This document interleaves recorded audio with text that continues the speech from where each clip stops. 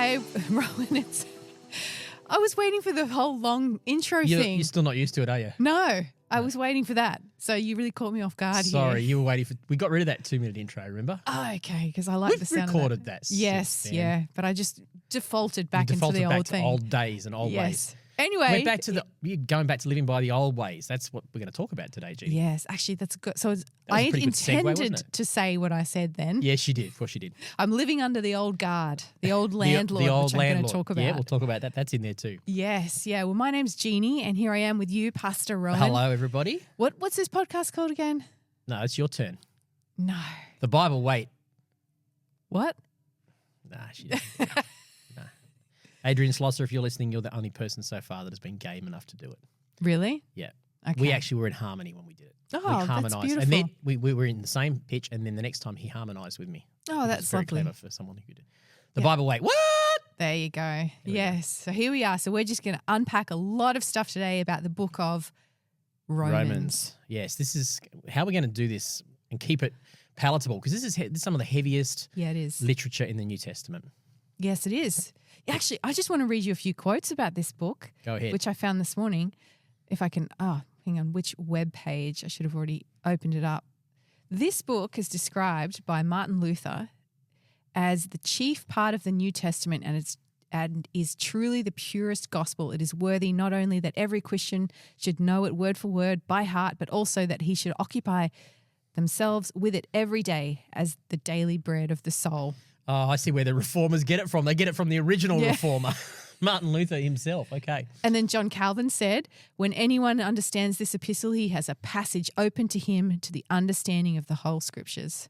Okay. Big calls. And more recently, J.I. Packer, all reformers, I must add. Yes, all roads in the theologians. Bible lead to Romans. Hey, I just Googled in quickly, what do people say about Romans? And you just happen to get all the reformed theologians saying Wait, let me finish that one. All roads in the Bible lead to Romans, and all views afforded by the Bible are seen most clearly from Romans. And when the message of Romans gets into a person's heart, there is no telling what may happen. Wow.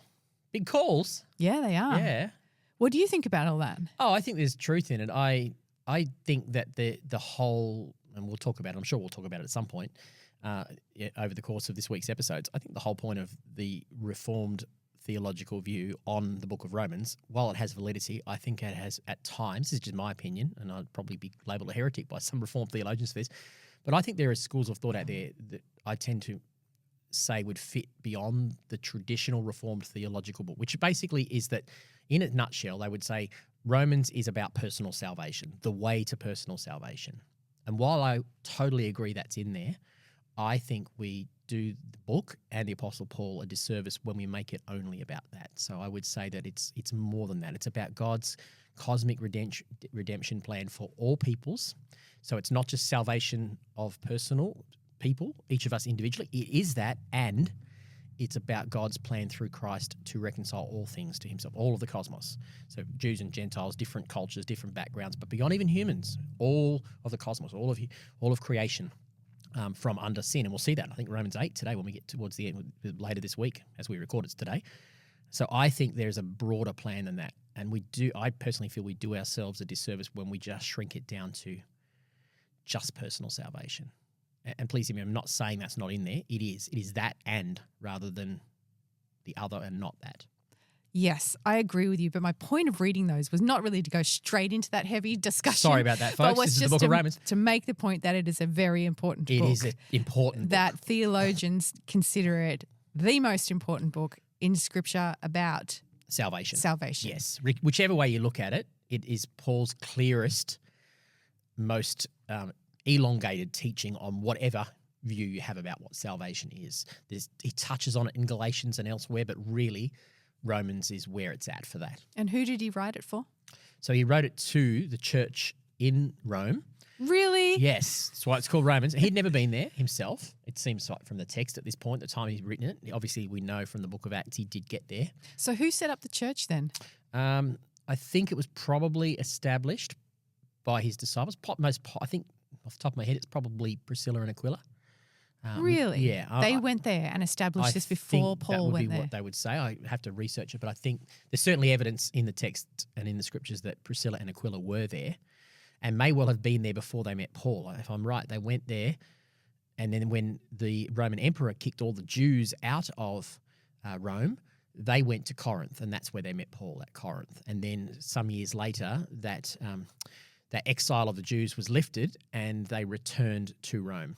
Because it's really a letter to the Jews in Rome, mostly. I think it's to the knowledge. Jews, and actually that's one of the confusing things about it is there does seem to be a lot of assumed knowledge.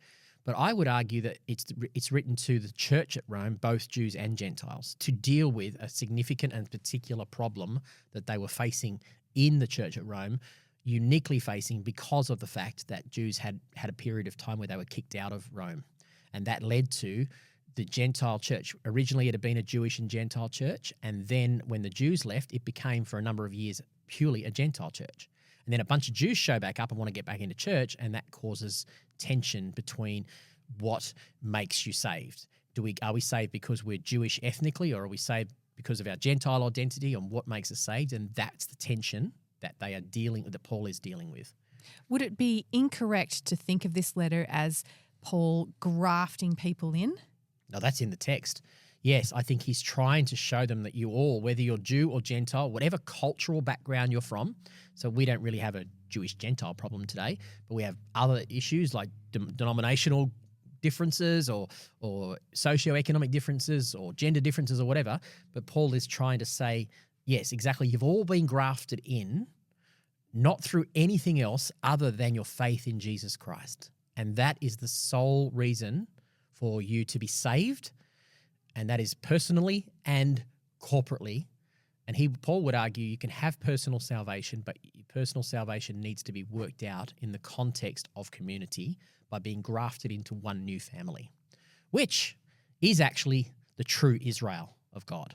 That's what he would say. Okay, and so it's almost like they're adopted as well. Is that a term we'll see come up? I think we might in these passages. Yeah, I think it's there. Is it Romans 9, 10, 11? You've pre-read these passages? It might be.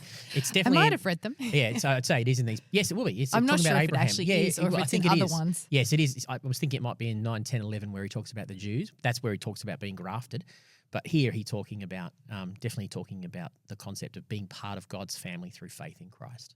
Grafted, adopted in, all that sort of language, family language. Yeah. I was actually very nervous about doing this podcast. Yeah? Yes, because I find this really hard to read, this book. It's there's so much in it. It's in depth, and it's at times confusing. Totally. But I think I was probably referring to this with Phil Whittam when I was recording the first 3 chapters. This book is arguably, scholars say, is arguably one of the most intelligent pieces of literature known, ancient literature known. Yeah, it reads like a textbook. It reads like a textbook. It reads like a legal document, which people say indicates that Paul was probably one of the most intelligent people going around. But that does make it hard for us because it's so in-depth. And I think there's 2 schools of thought and risks here. One is we go so deep on it that we can miss out on the overarching message, which is actually much more simple. I think that's the problem, is that the reformers just want to go so deep on what personal salvation is that they miss the overarching reason for the book, which was, hey, guys, you're all one family, get along with each other. And if you keep that in the back of your mind, it dumbs it down a little bit. And then you see that, okay, he's got some very deep Jewish arguments and theological arguments, but the purpose of those arguments is get along with each other, you're all one family. I think that helps the average reader like you and I to try. Hey, me average or you average? No, we're all average compared to some of the people who tackle this book. Yeah. I'm not saying we shouldn't let scholars dig down deep, but let's not get, which I've seen a lot of people do over the years. They go, Romans is too hard, I'll just skip on. Acts was great. Acts was great. It's all, exciting stuff happening in the church. I'll just skip over Romans and go on to 1 Corinthians because it's a little bit easier to understand. Yeah. It seems like Paul spent a lot of time thinking about this book. Like, this is his entire argument in one. Yes. I think. Yes. Yeah. And it's like he writes the part here, which actually he raises a question and then he answers it later on and then loops back to that question. So I actually read a lot of N.T. Wright on this book. Yep. What's the book called? Paul for Everyone. Yep, I remember that one. I think I used it for one of my exams as well. Yeah, and he has this, he actually says one of the central challenges of reading Romans is to hold the whole argument in your head, seeing how it grows and develops. He's not simply writing a few short essays about different aspects of Christian truth. You've got to learn to follow the sweep of thought And then he says here, it will leave you breathless at the power of God's truth. So good. And I know I've been shaped by people like N.T. Wright, but that's how I can step back and go, that's readable, that's approachable for me, that endless flow of thought that's heading somewhere. Yes. And if you know where it's heading or you know why it's written, it just avoids you getting too bogged down where you just go, this is too confusing. So he's saying take a step back. Yeah. I agree with him there. Yep. And like, remember the question raised. We're going to go on a little journey here. We're going to come back to it. So hold it in your it in your mind. Yeah. And that's hard for us. This is interesting because this is a book that, to do that, you probably need to slow right down and study it pretty slowly, sentence by sentence, and ask where's he going with that. So we won't have time to do that necessarily. But that's a good point. I think I've mentioned this before when we've touched on Romans in this podcast. Another great tool which has come out in recent years is by Scott McKnight, and he's written a book called Reading Romans Backwards. And his view of that is that, well, that's actually where I got this whole concept of starting with the end from. He argues that if you actually read the book in its sections backwards, it actually helps you to see where Paul was intending to go forwards. I get that. Yeah, so he says start with the sections are the main sections of the text, even though they're like N.T. Wright said, they're not individual essays and they are all linked together, but you can largely break it up into Romans 1 to 4, 5 to 8, 9 to 11, and 12 to 16.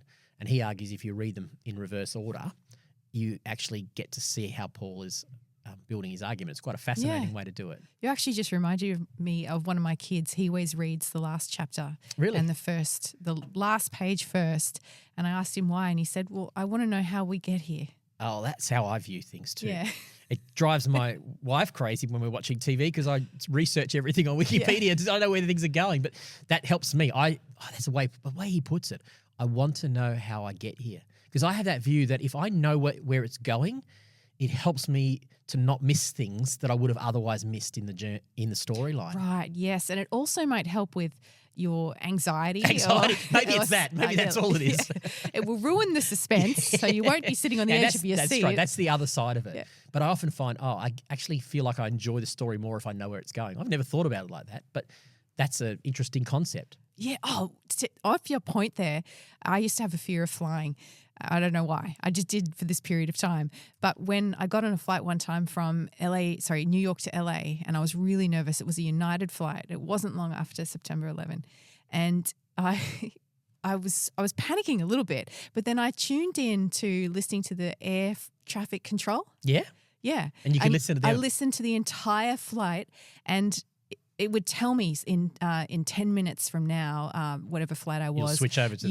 You need to bank left. And I'd say to, actually, no, it was with Johnny, so it wasn't after September 11, it was later. And I'd say to him, in 10 minutes we're going to go left or we're going to accelerate. And then I'd say, there's another plane underneath us. And so I knew the whole time, 10, 20, if not 30 minutes ahead of how we were traveling, and I was so relaxed. And that gave you that ability to know what was coming. Yes. That's another good example of it.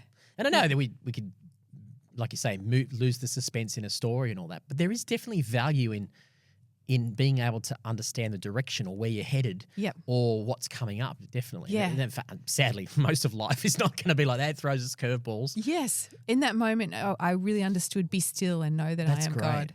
That's a really good analogy. I like that. So true. And I think there's a little bit of that just for our listeners as you're reading Romans.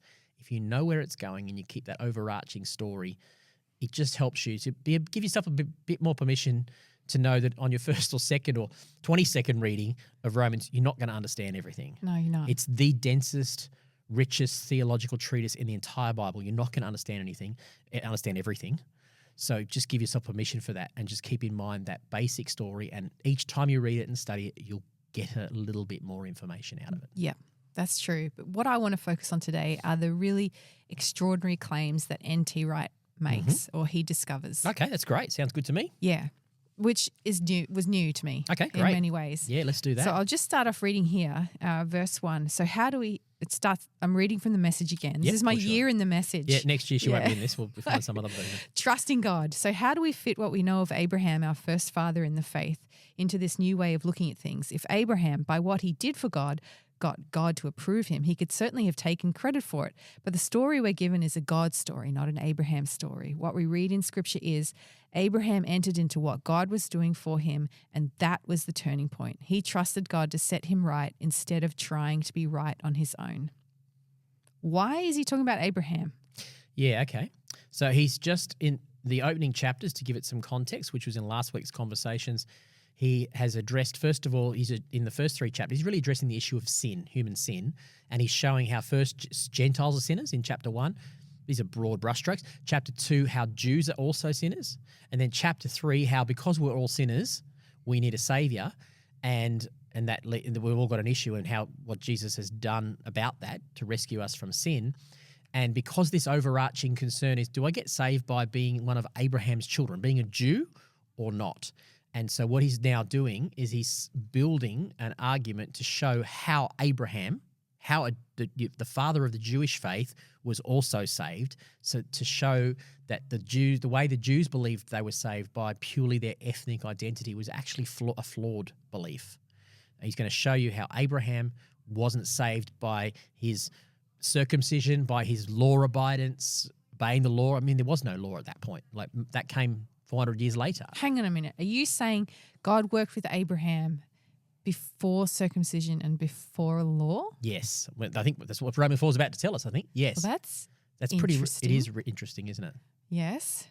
So why would God work with Abraham if he had neither the law nor circumcision? He chose him. That's Paul's argument. It's purely choice. Why did he choose him? He chose Abraham to restart his project. So Abraham first comes onto the scene in Genesis 12, and it's a major pivot point upon which, probably I would argue, upon which the entire Bible rests. It's funny, 12 chapters in, but what has happened is in the first 11 chapters, first 3 chapters, 2 chapters, 3 chapters, God had created a plan with the man and the woman, and sin entered the world. And then from chapters 3 to 11, the spiral downwards to the point where it seems hopeless. And then God reaches down, picks one man, not because he's earned it.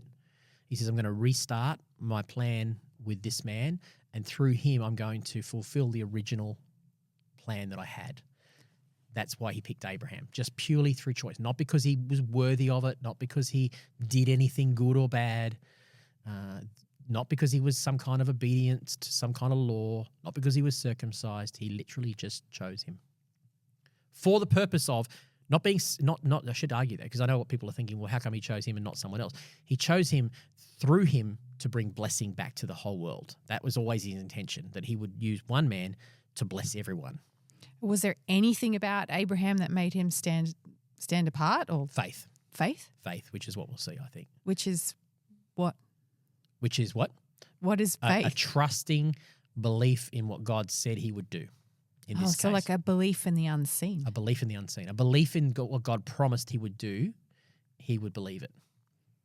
So Abraham is there in this field or whatever, rocky place, and God chooses him because Abraham dared to believe in the unseen. Can I think of it like that? Yeah, except I think you'd have to go from the narrative. God chose him, then revealed himself, then Abraham believed. So in God's infinite plan, maybe God knew that Abraham would choose him given the chance, but I think it was God who did the choosing first, and then Abraham responded to God's choosing, rather than God looking around going, okay, I'm looking for someone who believes me. Abraham was called out of a foreign religion, no revelation of Yahweh whatsoever. His family, his ancestors worshipped the moon, so he had nothing going for him.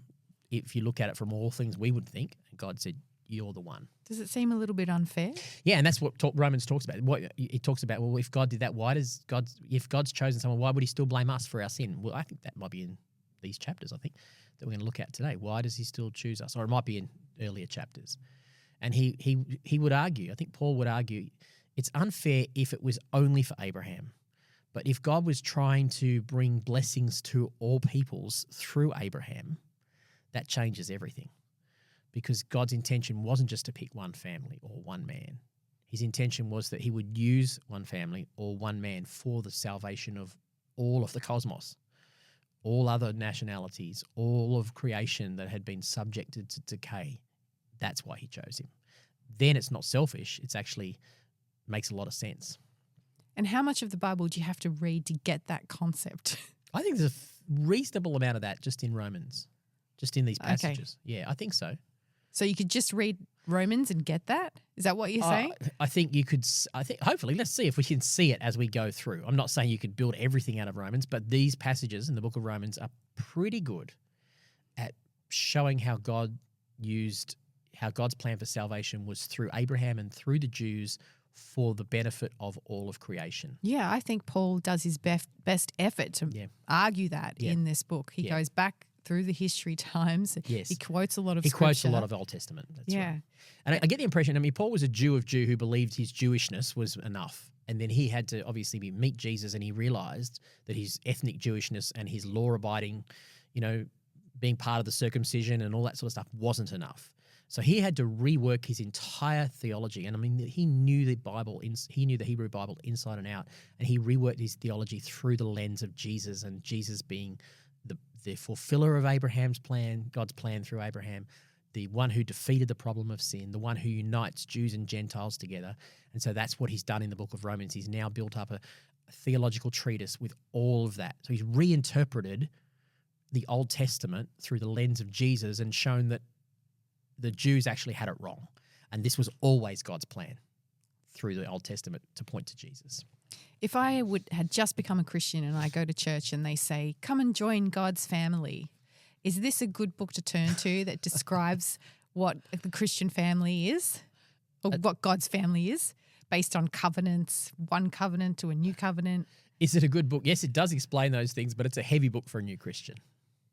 That's what I would say. I would say it's there, but please don't just send the new Christian home with the book of Romans and say, read this and you'll figure it out. It's heavy for that. But if you're looking for where it came from, where Christianity started and how it came about and the arguments for and against it, I suppose. It's all in there. It's all in here. Yes, I think there's a really good, strong argument for it. And God's plan. It's showing you that it's not just about you, hey, become a Christian today, your sin is forgiven. It's actually embedding you in something that's gone back thousands and thousands of years and that also looks forward. Very good. And I think that's where I have a concern about Reformed theology. It's when they've over-personalized it, they made it just about you and Christ. And I'm saying that's there, but the way you just put it there, it's personal salvation to be then embedded into the story, God's redeeming story. And I think when we only just focus on the personal thing, we lose our part in the overall story, which makes it, as N.T. Wright says, makes it much more rich and wonderful and beautiful that I've been written into a cosmic story. I have a part to play in God's redemptive plan for all creation. It seems a whole lot better than just, okay, I'm saved, I can live free now. Oh, yeah. It's much more wonderful and rich and deep. Yes. I mean, I had a real problem with personal salvation. I've had a problem for a long time because it's like you get saved and then what? Now what? Yeah, that's right. Now you're sitting around waiting until you go to heaven. That's where I have a problem with that theology. And I'm not saying it's wrong. I'm just saying it's not the end. I think it's become, in many circles, it's become the It's shallow. end. I say it's shallow. Well, I would say it's, okay. I wouldn't say it's, I think it's an essential part of the whole story. So I wouldn't want to dismiss it. But the problem is when we leave it there, maybe that's where it gets shallow. It's not that the message is shallow in that you don't really need it. You can just jump into the deep end. I don't think you can get in the deep end of God's story without the personal relationship with Jesus part of it. But it's just that we stay in the shallows when we only focus on that. That's a good point. Yeah. Yes, we do stay in the shallows. There's no sharks there. There's no sharks there. Yes. That's not true, by the way. They do go knee deep sometimes. Anywhere. Yep. Yes. Okay, where was I? We've hardly gotten started, and there's a lot in this. We've a lot of overview here that we'll be able to keep coming back to. I like this statement here. Abraham, sorry, I cut you off. No, you're right. Go ahead. I cut you off. Abraham entered into what God was doing for him, and that was the turning point. You think God is not active? Here's a verse. God is doing something. You have to enter into it. You can either get in some people describe it as the flowing water or the flowing river or whatever. Yep. Or get under the spout where the glory rolls out, flows out. Yes, you had to get in there. Yes. You have to get in there. Yes. And it seems that when God chose Abraham, God must have known that Abraham would get in there because he is described as being righteous because he had a faith. Yep. He had a belief. Yep. Abraham believed God and God trusted that to him. God accounted that to him as righteousness. Yes. And a lot about this is belief. Yes. We're going to come back to that. Not just a mental assent, but a deep belief that brings about action in our lives. That's the thing. I think the Amplified says, when it says belief, it says trust in, adhere, and rely on. Adhere to and rely on. I think that's a good way to look at it. It's an active belief as opposed to a passive assent. Yes. Yeah, okay. If you're going from verse 5 here, 4 and 5, if you're a hard worker and do a good job, you deserve your pay. We don't call your wages a gift, but if you see that the job is too big for you, that it's something only God can do, and you trust him to do it, you could never do it for yourself, no matter how hard and long you worked. Well, that trusting him to do it is what gets you right with God, by God. Sheer gift. Mm-hmm. Gift comes up a lot here. David confirms this way of looking at it, saying that the one who trusts God to do the putting everything right without insisting on having a say in it is one fortunate man. Do you think for a minute that this blessing is only pronounced over those of us who keep our religious ways, or do you think it's possible that the blessing could be given to those who never even heard of our ways, who were never brought up in the disciples of God? We all agree, don't we, that it was by embracing what God did for him that Abraham was declared fit before God. What is that saying? That it's that argument of being chosen. So Abraham also was declared fit for God because he believed God's promise. He believed that God had chosen him, and he believed before he'd done anything right or wrong, before he had been baptized or before he'd been circumcised or anything else. And he's now saying that's the same with all of us. All of us, every human being has been chosen by God, and we have now an option to respond to that choice with faith. And if we do, that's what saves us. And even if you'd never heard about God before, which is what this is saying here, it still applies to you. Yep. You can still be chosen. No, chosen's not the right word, but I think it is. I think chosen is the word. And this gets it. We won't go down this path today, but it gets into who's chosen and who's not. I talked about this with Adrian Slosser, I think. It does get into the argument of who's chosen and who's not, which will come up in Romans 9, 10, and 11, which will come up in a week or so in the conversation. But without going too deep down that, I think it's God is willing to choose everybody, but he knows who will, like Abraham, respond in faith. And once they respond in faith, he really says, I choose you. All right. He goes ahead. He chooses us because he knows we will respond in faith given the opportunity. So this God who created the world chooses a person, and that implies God will enter or come down and have a relationship with this person? Yes. Yes? Is that what you're saying? Yes. God will then begin to orchestrate their life in such a way that will bring them to that position before they even know him, where they will choose him when they get the chance. And God has what did I say here? God has a plan, and you have to enter into that plan. Yes. Yes. Now, I said this to Adrian. I'm aware that not every theologian will agree with that. The Calvinist theologians, Reformed theologians won't agree with that. They will purely say God chooses some and God doesn't choose others. I'm concerned a little bit with going down that path too much because of what you said. It seems unfair. I'm much more comfortable with the God of the Bible choosing everyone, but giving everyone the choice to choose him. And if they choose not to choose him, and he hasn't then violated their free will, he can then choose to use them as a sign of, or for the purpose of, showing his grace to those who will choose him, which is where he goes with Pharaoh.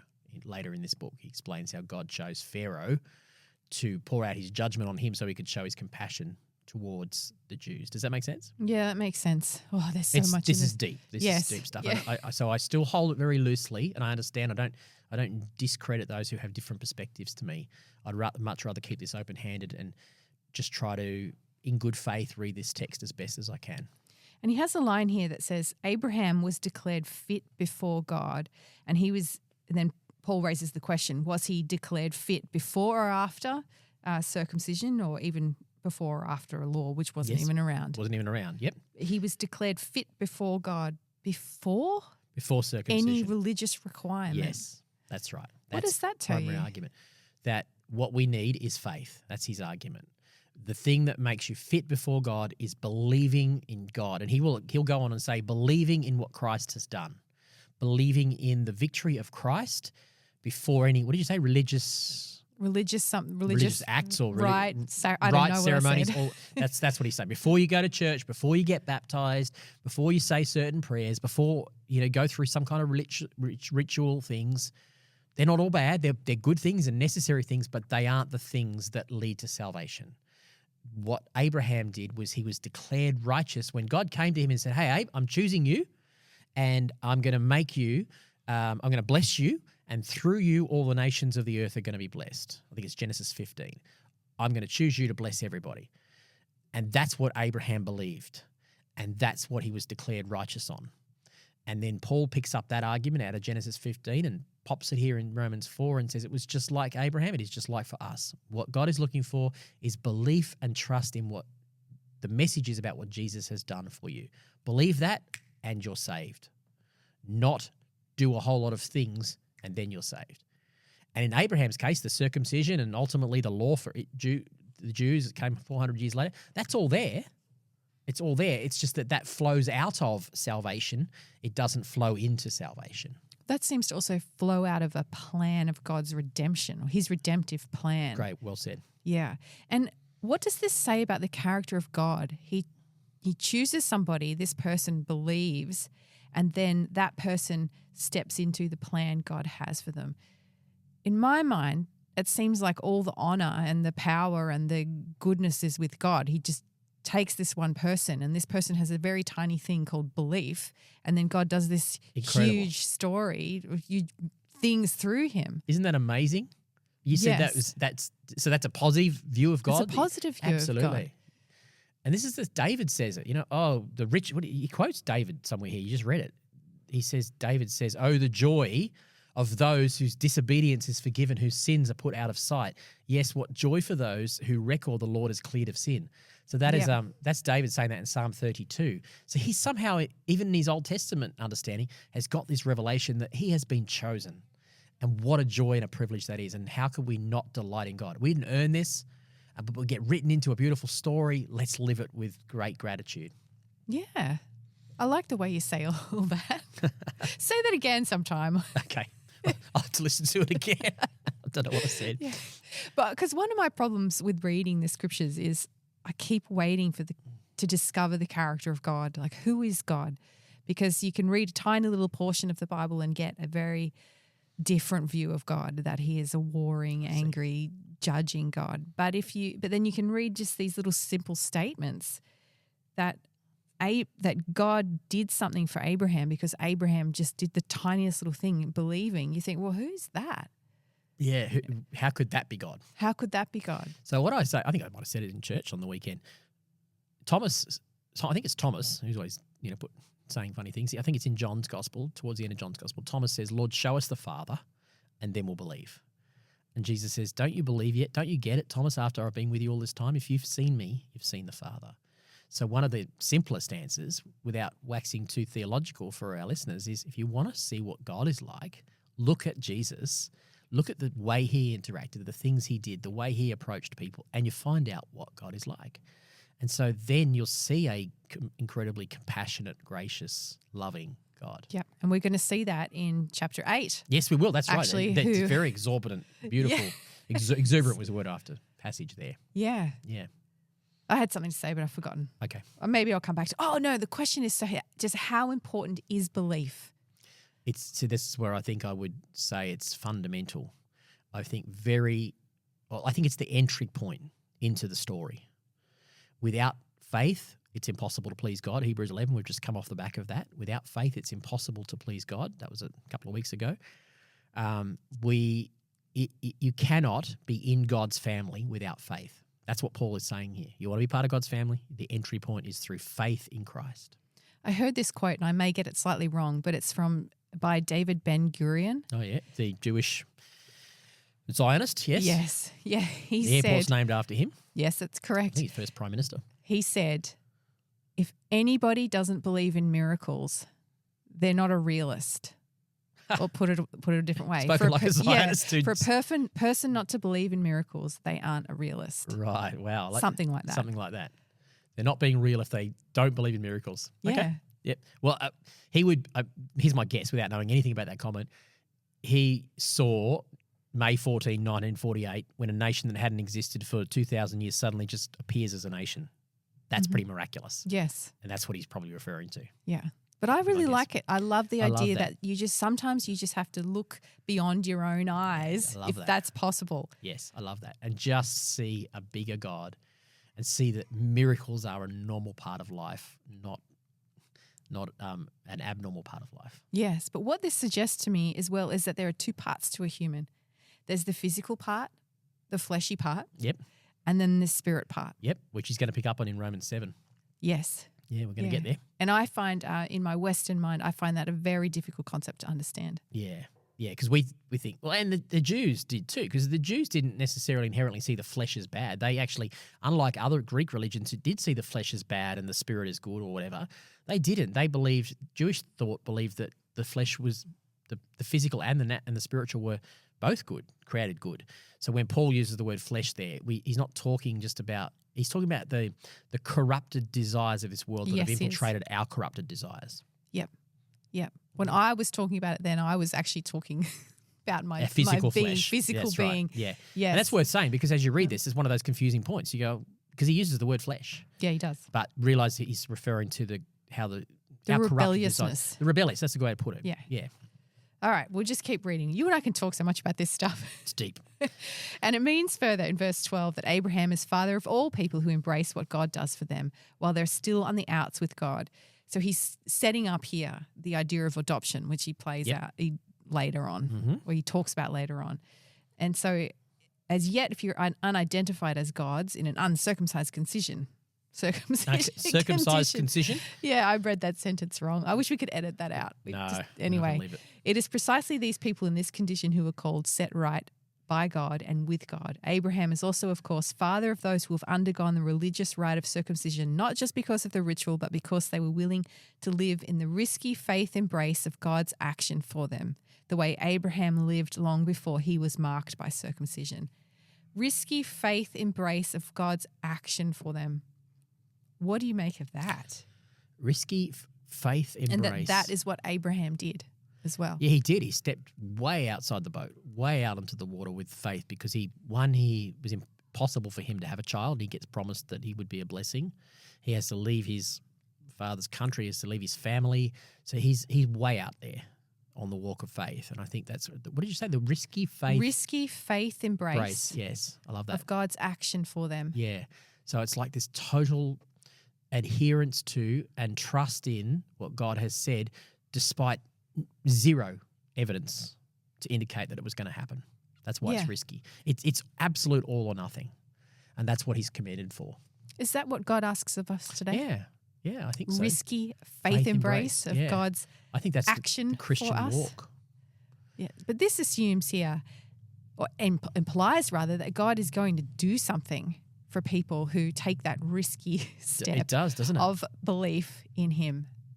It certainly does. It does imply that if you will step out of that boat, that is where you'll see those miracles you were talking about. You won't necessarily see miracles while you're resting in your own confidence, strength. Abraham wouldn't have seen any of it. If he had have said, oh, yeah, that's a bit too risky. I think I'll just stay here in my comfortable zone in Haran. Thanks very much, Lord. I know you said I could look outside the tent and see that I'll have all those descendants as numerous as the stars, but that all seems a bit hard. I'm not sure whether I want to take that risk. I'll just stay in my tent, thanks. Yeah. And some of us can do that. But if we don't get out the boat, we don't get outside our tent, if we don't trust in what God says, we won't see those miracles. Do you think the church does that? Oh, that's a big question. Okay, we'll break it down. Do you think people that you see or know do that without naming individuals? Anyway. I do. I do. I can think of some just numbers of people that flash through my head who live a wonderful life of faith and face incredible challenges but keep walking. And sadly, and I'm not speaking about being blessed with money or finances or just whatever. Trusting God through the adversity and believing that God will bring about a plan in their life. Or that he has a plan in the moment. Yeah, and that they find a way to trust that, like Abraham, completely without any physical reason to believe it other than just faith. It inspires me as a pastor to see that. And then I see, sadly, other people that hit the first hurdle and go, no, I'm staying inside my tent. And that's sad because I think the most joyous, wonderful, beautiful life is found out of the boat in the most risky situations. And we've just come off the back of Hebrews, which is a whole book written to encourage people to go, hey, stick at it when it's hard, because this is where you see the amazing life of God. Don't give up. Don't shrink back. Don't get inside your tent again. Stay out there. Keep walking. And I do see people do that. And it's one of the most inspiring things about being a pastor, to be honest. Have you ever seen a miracle? Yeah, many times. Yeah. And varying degrees of miracles. To me, I've seen, miracles of children that should have passed away alive and all kinds of things. And then just see a faithful man or woman or a family of God face tough times and push through and see God's faithfulness. That's a miracle to me too. Did you see them living in belief? Did you see them embracing their belief? Yes. And in many of those cases, very few just go, oh yeah, I'm cool, everything's fine. It's the up and down of life. Think about the Psalms. We've recently done 2 Samuel, and David had moments where he was high and moments when he was low. And I think that's just normal part of the human journey. It wasn't always easy for Abraham. He saw it, but the story of Hagar and Ishmael and all of that, he wasn't perfect in his walk, but he just kept walking. We've talked about David. David wasn't perfect in his walk, but he just kept walking. And so I've seen that. And I continue to be inspired by people who get back up and keep going. And they get hit by something else, but they keep trusting.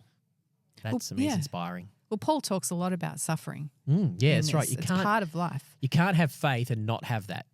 That thing of faith. This faith is, like you said, getting rich, seeing God bring all your blessings. He can do that, but ultimately that's not what it's all about. Those people that you saw experience those miracles, or you saw them living in this, what is the word? The word risky faith embrace. Did you see them grow? Did you see them grow in the physical realm and the spiritual realm? Yeah, absolutely. Absolutely. We grow in the valley much more than on the mountaintop. Yeah.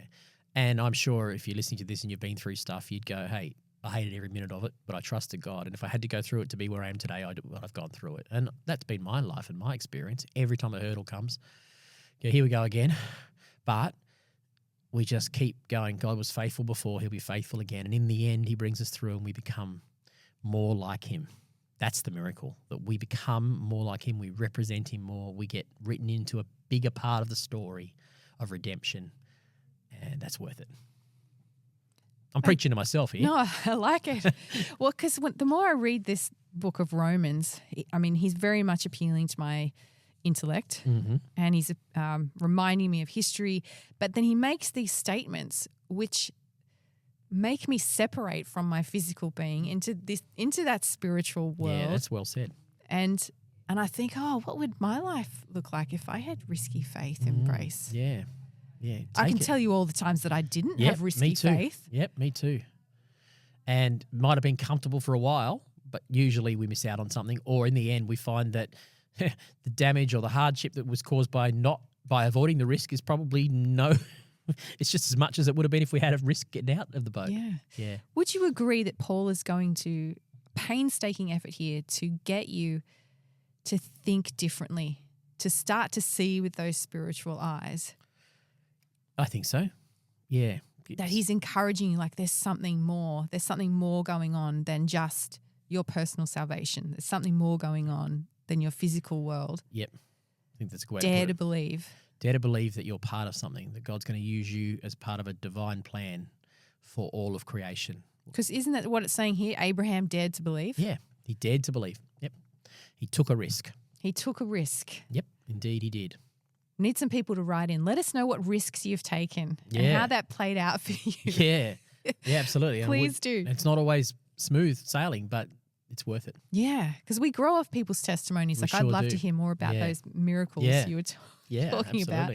Okay, going back here. So verses 13 to 15, it was a famous promise that God gave Abraham that he and his children would possess the earth. The earth. I just thought it was about the land.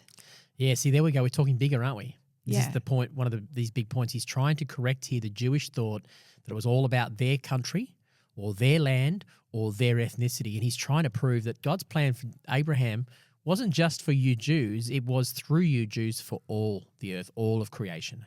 And so he's just correcting that and showing that was always there. You guys missed it, but it was always there. So was the statement, I will make you descendants of numerous as the stars or something like that? And through you, all the nations of the earth will be blessed, is what he said. Did he have the concept of the promised land here, or does that come later? It's in this. It's in these chapters. It might come Genesis 18, maybe a couple of chapters later, where he says to him, I'm going to give you this land, 400 years, and he'll bring you back here. It's all in the same context of his life. How much of a dreamer would Abraham have to be? Oh, yeah. Here's God saying, I'm going to give you the earth. And here he is, no kids sitting there looking out, looking at the stars and going, the earth. He had no faith, concept of what the earth was. Yeah, exactly. Either. No, he had no concept. I'm going to be given, and I'd be interested to see what the word earth was there. It probably means the whole of creation or something like that. But he had no concept. He had every reason not to. And this is what is picked up in, I don't think it's in Romans, I think it's in Galatians, where it says, against hope, in hope, Abraham believed, and so became the father of many nations. It might be in here. I think it's Galatians. Against hope, in hope, Abraham believed, and so became the father of many nations. So he's not just believing, he's dreaming. He's dreaming. Well. Believing and dreaming. Against what looks like anything that could possibly happen.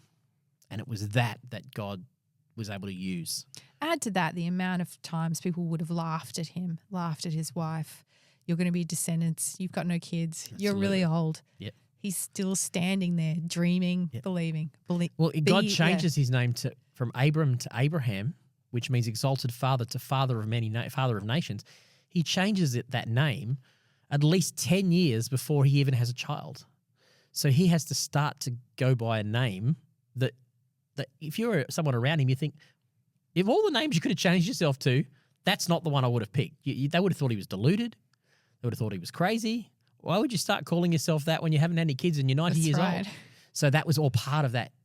I have to start to think of myself differently. I have to speak about myself differently. I have to embrace with all I am a new identity of who God has made me. And do all of that while you're in this time of suffering. That's right. Because they suffered for a long time for that dream to begin. Yep, absolutely. And that's for us too. We have to start to see ourselves and speak of ourselves in a different way about what God has said about us through Christ, even when the circumstances or our family or those around us may think we're crazy. We have to find a way to believe and act on what God has said. So just using that here, if I was Abraham today, I would say, I was Abram, but I believe what God says, I am now Abraham. Yep. I was the father of none, I'm going to be the father of many. That's it. And remember, I'm the father of many because I believe, I dream, and God is real. Yes, is that what you're saying? That's exactly right. And go a step further. I mean, this is his name, right? So you imagine God says to him, start to be called Abraham. So for a while, he goes around and he wouldn't have called himself Abraham. Someone might call out Abraham and he doesn't even recognize it's him.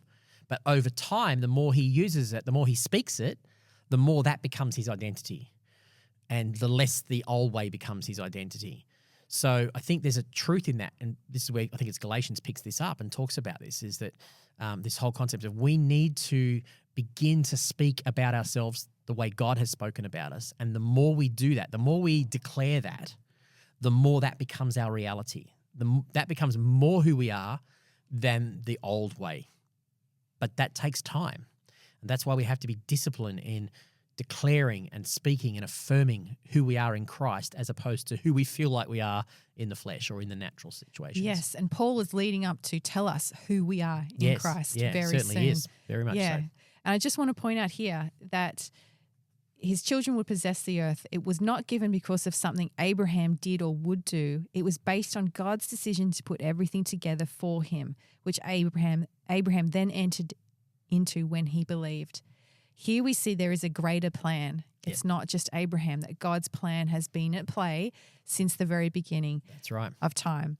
Now, it only occurred to me the other day that when you go back and you read Genesis account, there was the sin. Adam and Abraham sinned.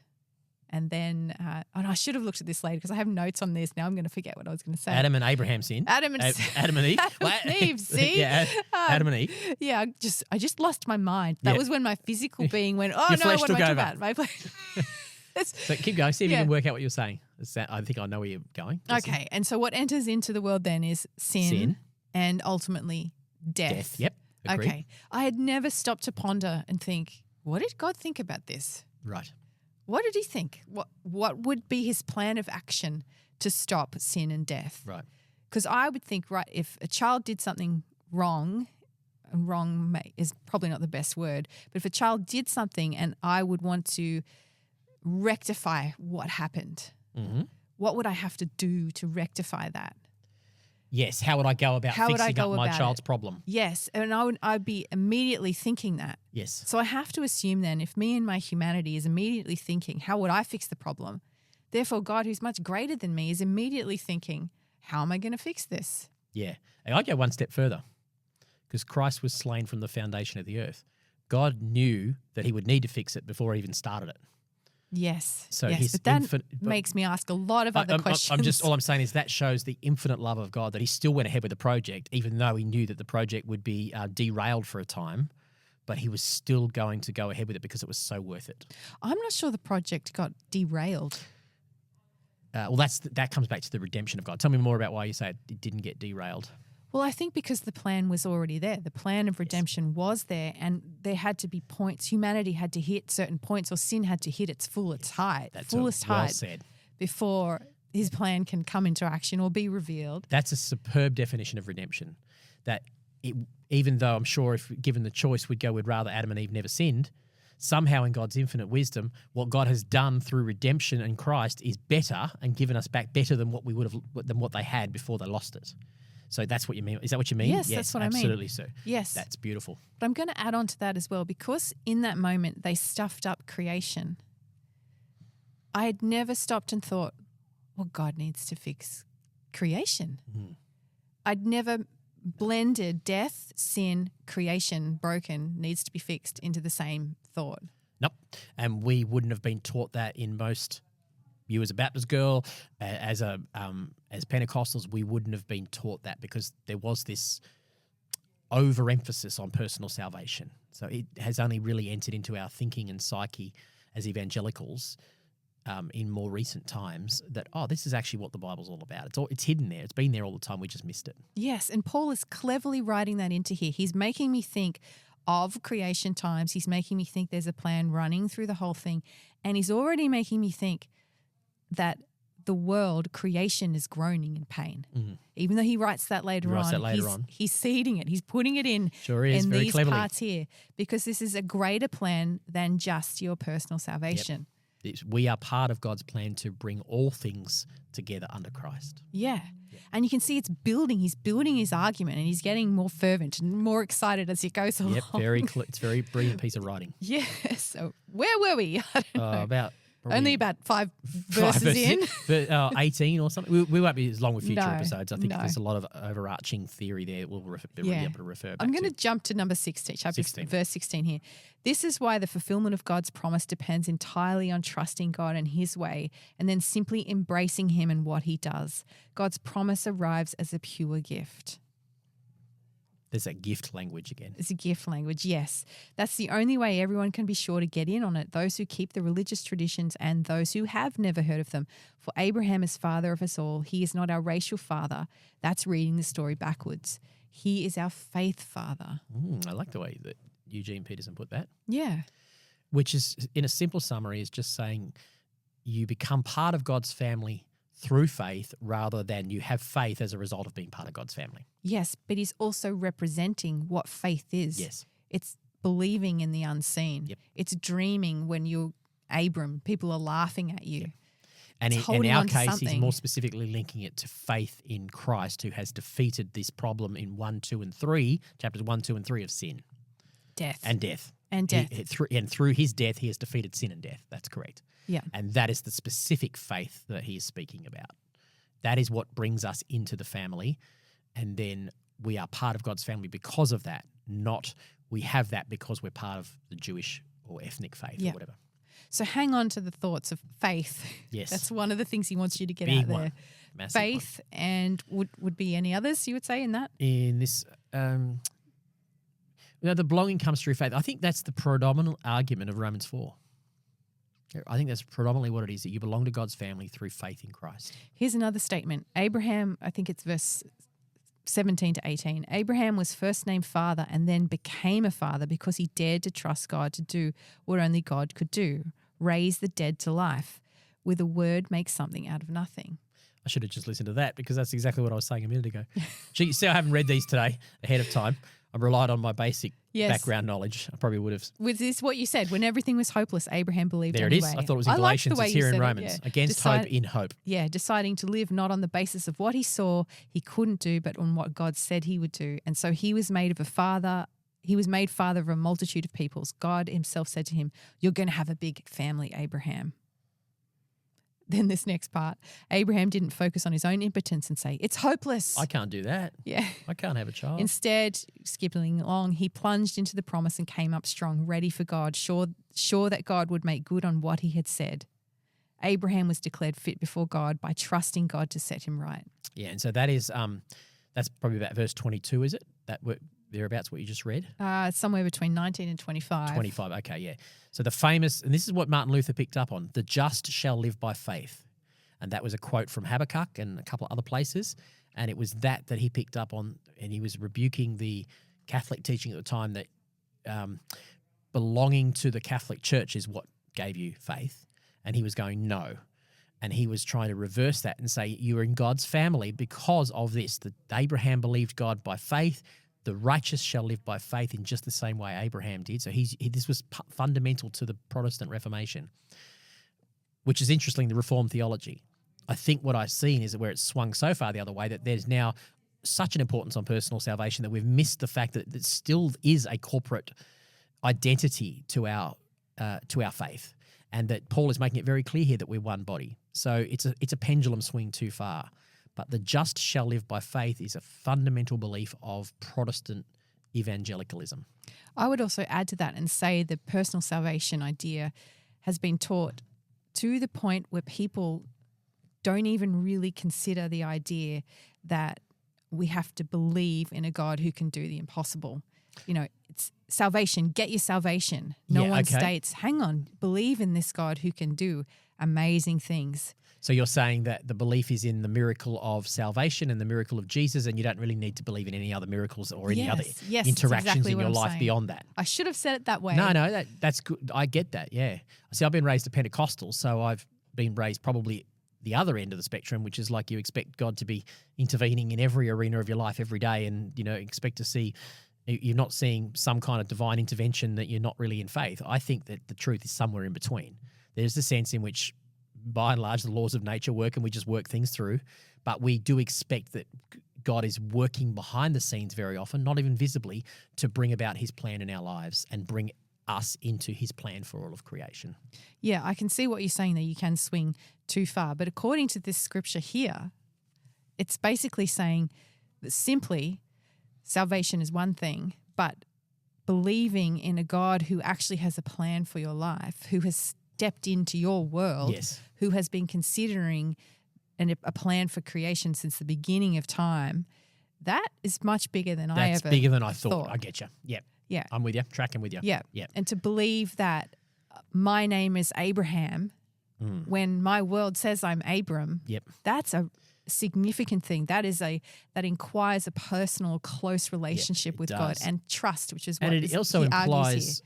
It also implies an ongoing effect of that in your day-to-day life, doesn't it? That's what you're saying, is that I think I'm hearing you say it's not just a one-off thing, like, okay, I'm saved because of what Christ has done.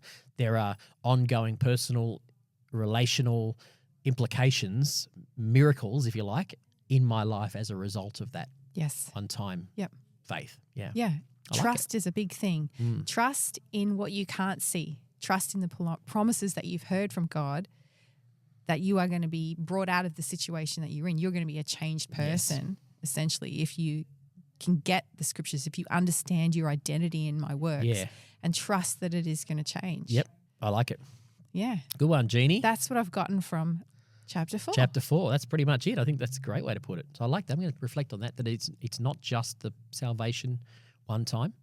It's beyond that. It's the ongoing result of us calling ourselves Abraham, even though we feel like Abrams. Yeah. Yeah. Dare to believe in the bigger thing. Yeah, that you have been brought into a much bigger, richer, beautiful, wondrous story than we could ever imagine. Yes. Yeah. Amen. Yep. Chapter 4. Done. Done. Okay. We'll talk to you next episode.